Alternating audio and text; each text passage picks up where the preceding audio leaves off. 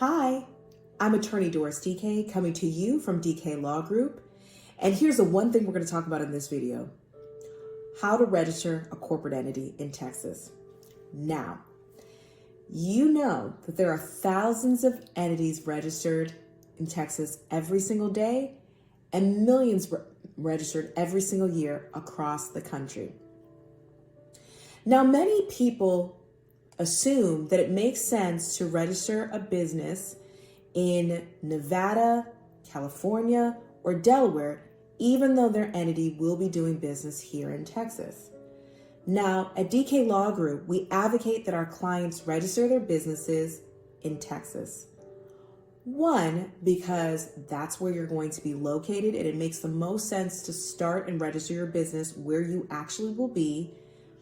And two, if you register your business in another jurisdiction, potentially for tax purposes, or that you've heard the jurisdiction is better on businesses like Delaware, which is a very popular one, you will have to come back and still register your entity in Texas as a foreign entity, which could create a lot of headache for you.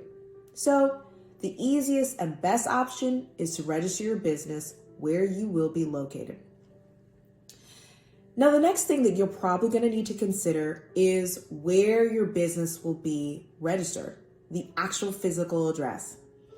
Now, one of the biggest trepidations I see clients come to me and address with me is, I don't have a physical location yet. I don't know what to do. I don't want to put my home address. Now, utilizing your home address is a mistake. And here's why. Using your home address, you open your home address to be put online. So creditors, exes, customers, clients, employees will all now have your home address. And it stands to reason that you probably don't want them to have that information. So if you're a client here at DK Law Group, we will be your registered agent and keep that information, like your home address, protected from the public. The next thing you need to consider is the name of your business. Will you be operating your business in the LLC's name, or will you be operating the business in a different name? Those are large considerations. Now, you might be thinking, what does that mean? Some people register their LLC in a very simple name, and they want to brand their business with a different name, or they use the same name to brand their business and register their business. So that's a consideration you're going to have to think about. If you decide to have the same name that you brand your business and register your business, you'll have to do two steps. The first step you'll need to do is do a basic search on the Secretary of State website to see if your business name is even available. Now, this is a critical piece of information that you need to consider before you start. If your name is not available, you cannot register with the state. If the name is available, you need to go on the USPTO website and make sure that name is available for trademark purposes. Now, you might be thinking, I have no plans to trademark my business. I'm just getting started. That's not important. Well, even if you have no plans to trademark your business, you cannot name your business a name that's already trademarked by another entity. Why? Because that entity will sue you for infringing on their business's brand. So it's important that you do both searches before you register your business name.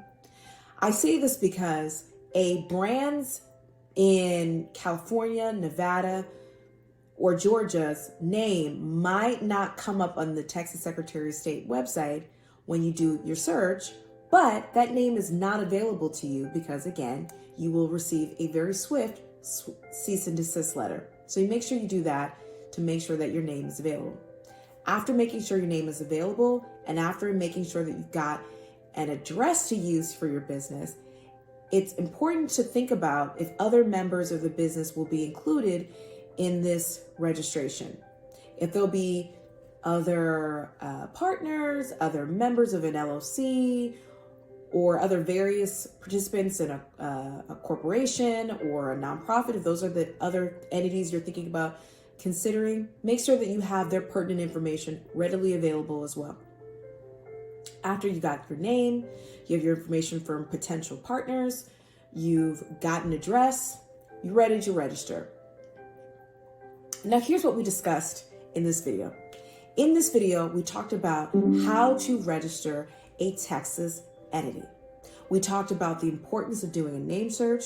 We talked about the importance of making sure you have an accurate address so that your information is not publicized online. And we talked about making sure that you have pertinent information from other members. If you have any other questions about how to start a Texas entity, reach out to me at dklawg.com or dorismeet.com. Thanks so much.